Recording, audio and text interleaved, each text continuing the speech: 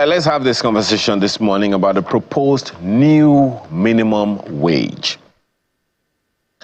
Now, following several hours of meetings on Friday, the federal government and the organized private sector may have increased the new minimum wage to 62,000 naira from 60,000 naira. Of course, the federal government may be ready to accept 65,000 naira as the new minimum wage. Governors and the organized private sector were against paying as high as 60,000 naira.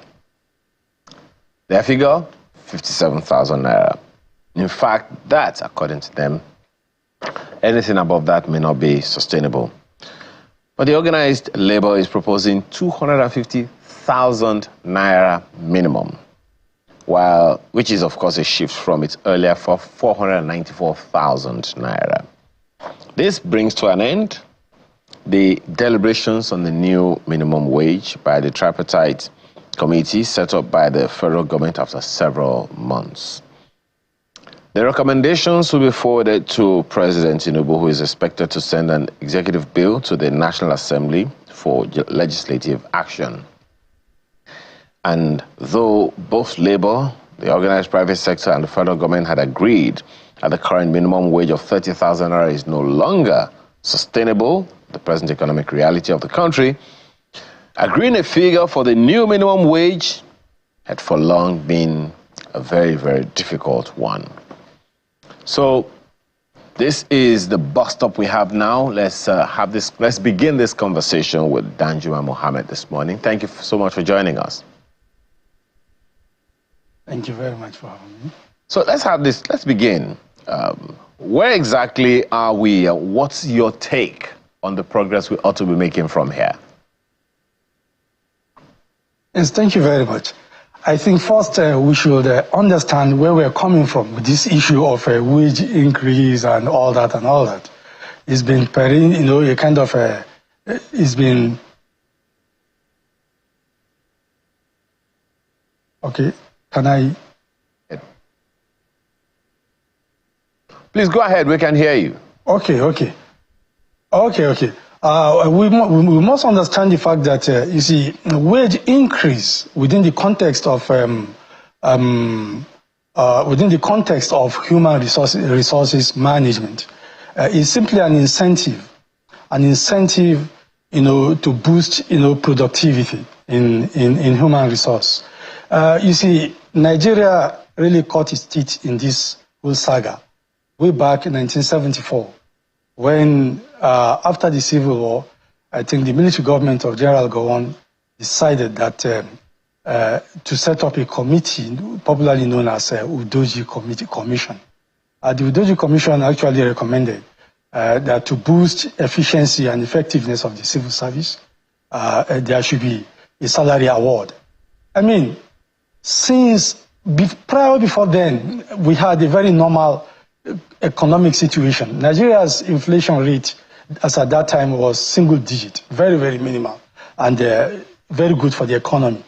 But just as at the time the salary award, was a kind of was accepted by the military government, you see, we had inflation, very serious inflation. And from 1974, you can go back to that history till date. Nigeria has been applying the same wage increase to mitigate the effect of the inflation triggered by the initial wage increase. So what I'm trying to say here is that it is not a solution. And the NLC, I'm sorry to say, isn't doing much, within its privileges and duties. You see, we have a situation in our hands. We have economic reasons why most of these states cannot do exactly what the federal government has done. In fact, the decision of the state governors, as far as I'm concerned, was a very sincere one, because even when it was 18,000, don't forget that the Buhari administration inherited so much backlog of unpaid salaries from state governments. And if I had to kind of assist by way of a bailout, that was when it was even 18,000. Some of the governors owed 6 months, 10 months, some even 1 year. I mean, 18,000. And as we speak, the 30,000 that came, that was affected in 2019, up till now, some states are not even able to pay.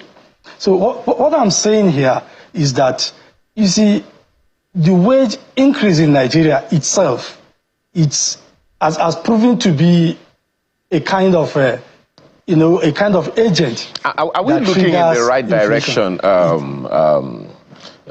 Mr. Mohammed? Are we looking in the right direction? Just 1 second. Are we looking in the right direction? Are we using the right indices? Let me link, this conversation we're having with the previous conversations we've had. Earlier, when we began this morning, we started by talking about the viability of the states.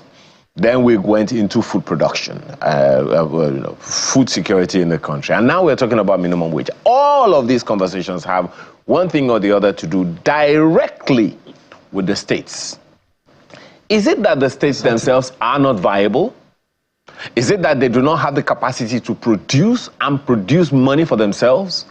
What exactly do you think the issues are? Because the argument that the states cannot pay, I am not sure how Labour is even embracing that right now. Yes. The truth of the matter is that there is no state in Nigeria that is not viable. This is the truth. But the problem we have is the management of the states. That is the truth. If the states are properly managed, they have resources that can make them self-sufficient. They are very, very viable. But the hands in which they find themselves, in terms of management, determines the place of this lack of viability or not. Well, having said that, I want to make my point here that we have gotten to a point now where we must dissociate from that very saga that we started in 1974. We should try to find a way out of this issue of increasing or seeing or perceiving wage increase as a means of ameliorating, whatever, or mitigating, economic hardship. It is not. The fact that we've been doing this from 1974 till date, and it has resulted to nothing, should tell us that we must stop. There must be a U-turn. So how should Nigerians view wage increase or wages in general? What should be the view of Nigerians? Very good. The view of Nigerians, as far as wages are concerned, should be that it is not really an end in itself. It rather is a means to an end. Now, wage increase is an incentive, like I told you. Take, for instance, look at the workforce itself. The IPPIS, as at 2022, actually shows that federal government has 720,000 workers. Now, state governments, I think generally, the state governments have almost 19 million and all that. So what I'm trying to say here is that look at that ratio compared to the population of the country, over 200 million, approximately. So what we should do with this is the fact that government should be encouraged to divest into economic ventures that will kind of stimulate the economy, create jobs, create wealth in the hands of the people. That is it. It is not about wage. For instance, even if labor is allowed to have 494,000 naira, like they initially demanded, and tomorrow you are paid that amount, the fellow takes 494,000 to the market, and only for him to buy the bag of rice for 200,000 naira. What worth is that wage to him? So the monster here is inflation. And we all know the reasons for this inflation. So, and the reasons for the inflation should be tackled. That is just the issue. You cannot tackle inflation by increasing wages. For me, it's like. Mr. Mohammed, if you can hear me, just a second. I know that you are an entrepreneur, you are a businessman as well, so you have to also pay the minimum wage. I am, exactly. When that increase comes. But there is a previous conversation we had once, and someone said, he agrees with you that we shouldn't just view salary increase just as some figure there. I think he's a labor leader. He said, look, salaries are a part of the cost of production. The machines are not going to run themselves. Certainly. The errands are not going to run themselves, Certainly. no matter what it is.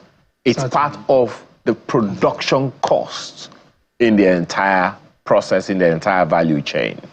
So with that in mind, would you still say that, and there are those who would agree with you that salaries or wages for anyone is not an end, but to that person, it's the reason the fellow is working. That's one end. A means to an end to other ends. So for the entrepreneur, for the businessman, for government, for the organized private sector, yes, the cost of production, yes, the wages is part of their cost of production. And the people who are doing the work, yes, are saying that it's not enough anymore. If you need a machine and the cost of that machine has increased, you won't say because the manufacturer, the original equipment manufacturer has increased it, you're not going to buy it. Exactly. You need that equipment. You're going to get it one way or the other. Exactly. In the same way, the wages here, yes, the people are saying, it's not enough anymore. And the cost, you can negotiate the salary, the wages of your worker. You can't negotiate the cost of your equipment. Yes. So why are we negotiating, exactly, the cost of salaries, the wages of the staff, to the detriment of the staff themselves? That is the point you have just made. The truth of the matter is that there is nothing wrong with wage increase, like I said initially, but the reason why, that is our problem. We see, it is wrong to raise wages just to mitigate the effect of inflation. It is wrong because if you do not tackle inflation, inflation will continue to render the hike, valueless. That is the truth. And that is why I'm saying that labor isn't doing enough. What labor should do is simply to put labor, the NLC itself as a body is a pressure group.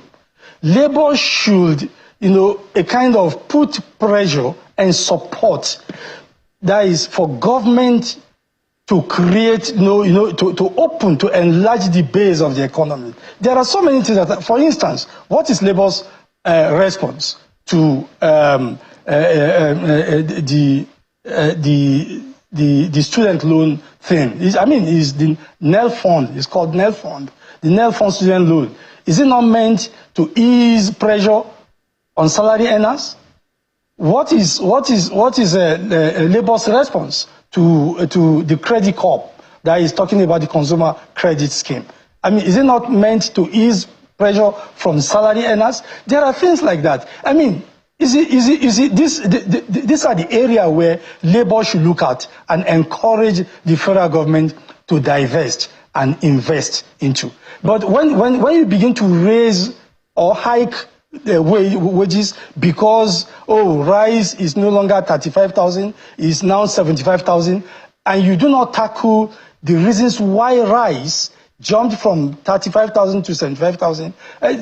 Tomorrow you will need to raise another, and you need to effect another increase in the wage. That is to buy rice at 200,000 naira. So it doesn't make sense. As in management, it doesn't make sense. The monster here is inflation. Yeah. How about productivity on the part of the workforce themselves? There are those who have also argued that, look, every time we argue for wage increase, we argue that on the side or on the part of the workers. But as we said, it's the part of the cost of production. There are those who would also say that productivity needs to increase the same way wages are increasing. In fact, someone argued that, look, if you want to increase wages, it's really easy. Just be more productive. The more productive you are, the more money or the more resources available to the organization, and it is only a natural reaction, or the work expected natural reaction for the worker, for the organization to increase the wages to the workforce. No one argues about the productivity of the workers, whether in the public service or in private service. They just want the organizations to increase their wages. Exactly. How do you respond to that? Exactly. Yes, productivity is key, but how to ensure productivity is simple. It's to make sure that the economy is stimulated. You cannot have productivity where the economy is not stimulated. That is one. Secondly, stimulating the economy needs, effective policies. Policies by government. These are the things labor should look at. Look at these policies. Which policy is stimulating the economy? Encourage the government. Which policy is not stimulating the economy? Discourage the government. I mean, you can call even a strike action. It's justifiable to call a strike action in protest of a government policy. This is the truth. But in terms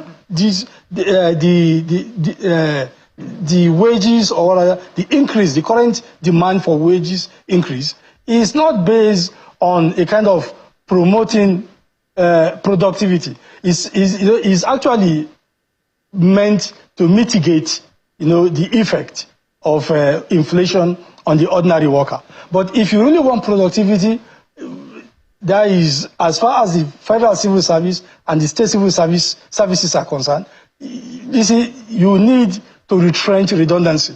You need, to a kind of, eliminate incompetence. I mean, is labor ready for such eventuality? Because certainly there will be retrenchment if you have to effectiveness, productivity in the federal civil service. Interesting perspective. But generally, yes. Go ahead. Generally, yes. Generally, as far as the economy is concerned, productivity can only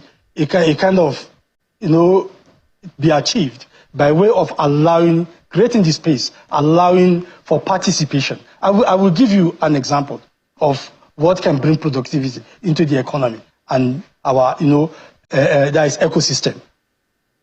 The federal government just released its plan, or rather, it was even a directive by the president to a kind of, to decentralize the spatial slot for electricity distribution to allow for, small capacity distributors to participate. So if you widen the base of your economy for private participation, and you widen, of course, the revenue, because what you are doing invariably is to widen the revenue of the nation itself. So all these brings about competition. First, it brings about innovation, and competition brings innovation, and innovation drives development. And you will not have this, wage increase. No. Wages are supposed to be, like I said, incentives for productivity, but not as a major tool for mitigating, the effects of inflation. It is wrong, and that is why, for me, I see the ingenuity of even the president for allowing 60,000. Because when you say 60,000, or you see what you are doing, the 60,000 or 62,000, what you are doing is to increase the cost of personnel. And, the cost of personnel bloats your recurrent expenditure. And your recurrent expenditure, when you bloat it, you are reducing the capacity, for capital expenditure. How can you create jobs if you don't have the capacity to execute capital project? How can you stimulate the economy if you don't have capacity to execute capital project? So these are questions that begs for answer. So the labor union, as far as I'm concerned, NLC should face reality at this point. We started this whole mess from 1974, and I'm telling you that apart from the Udoji Commission that said increase wages to a kind of stimulate effectiveness, promote efficiency in the civil service. Every other increases has been to mitigate the effect. You know what? Your description of it right now, it sounds more like a privilege and not a right. But I think we have since moved past that one with the ratification of Nigeria of ILO, edicts and all of that. But let's have let's take another leg to this conversation. You talked about. No, excuse me. Okay.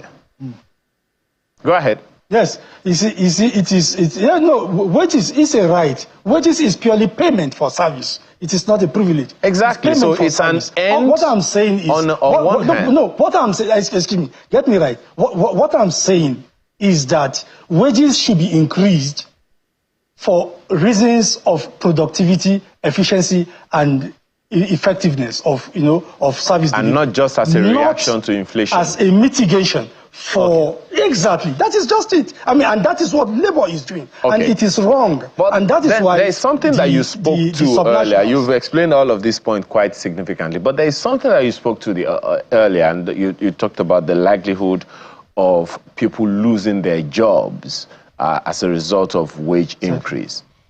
But you also you're also talking about the risk of the organization losing its best hands.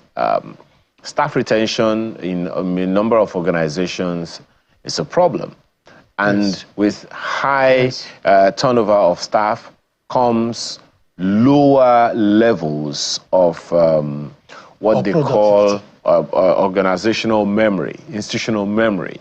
And without institutional memory, the challenge remains that people will not even have enough understanding of what is coming. So every time you have a new staff, you have to start all over again to be trained and train. And so that's another bargaining chip, if you ask me, for labor. The more you retrench staff, the higher the turnover of your staff, the lower the institutional memory, and the higher the cost of production. This scenario does not directly apply to the civil service for me, because the civil service, you look at the civil service has this conservative system of dynamics. You see, civil servants are mostly employed based on political convenience and consideration. This is the truth of the matter. That is why when you go to either a state or local government civil service or even the federal civil service, you find people earning salary irrespective of what they do.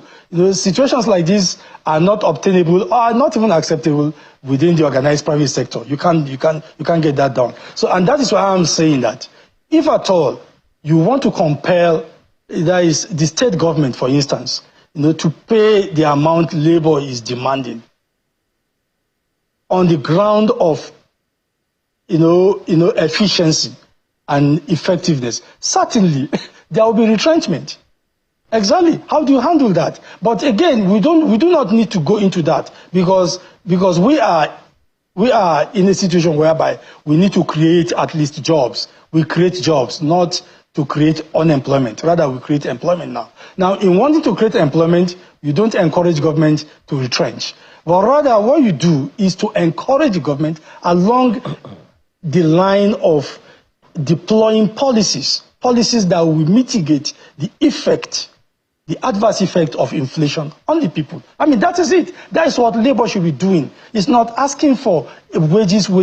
You're asking for wages. Even if you are paid 1 million naira today, like I said earlier, and you go to the market to discover that you have to use 500,000 out of your 1 million naira, which will take you the next 1 month to get again on just one bag of rice, what is the worth of that 1 million naira to you? It is worthless. Is it not better that you are paid 30,000 naira and you go to the market and buy the bag of rice for 500 naira out of 30,000 naira? I mean, labor completely, for me, has no moral, reason to go the path it is going. Come back. It is not the issue of wages. It's not increase. No. What the monster here is inflation. Inflation, particularly on food, inflation is eating up the nation. So what do? Deployment of policies. Exactly. Deployment of policies. And now you sit down. I just mentioned, I will give you an example. This government, not too long ago, awarded a contract, a road contract, infrastructural contract from Lagos Calabar Coastal Highway. First time in the history of this country. The total worth of that contract is 15 trillion naira. Even though there are PPP aspect of it, the federal government is simply responsible for 30%. 70% is coming from the private sector. Is that not an investment, a private investment, a direct investment in our economy? Do you know the amount of jobs the amount of trades that are going to be created by this. And the same government under this same president has approved for award, though there is Sokoto Badagry. But you know, in whichever way we look at this issue, Mr. Mohammed, we cannot denigrate or remonstrate the fact that the reality of the Nigerian is the reality of Nigeria. Of the Nigerian, from Sokoto to Calabar, from Maiduguri to Lagos. It is the same experience people are having all of it. In fact, there are states who have it worse than others. The question of an appropriate minimum wage is definitely a significant one. Well, we could continue this conversation over and over again, Mr. Mohammed, and the issues will continue to come up, because I would love, for instance, to have asked you whether or not you think the states that we should have an equitable, we should have a same, minimum wage across board. But please don't answer that one. Maybe some other time we'll have this conversation. No, by the way, your response, Kunle Damilola, is asking that the wages should be increased and other issues resolved as well. Well, that's what this whole conversation is about. Danjuma Mohammed, entrepreneur and business affairs, public affairs analyst. Thank you so much for your time. Truly appreciate your time with us today. Thank you. Thank you very much. Now, when we return, all the conversation comes back to one place. I'll tell you where when we return from this break.